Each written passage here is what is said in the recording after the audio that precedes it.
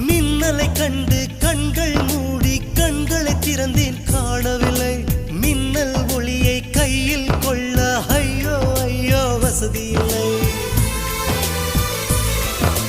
என்னை நோக்கி சிந்திய மழைத்துளி எங்கே விழுந்தது தெரியவில்லை எந்த சிப்பியில் முத்தாய் போச்சோ இதுவரை ஏதும் தகவல் இல்லை அழகே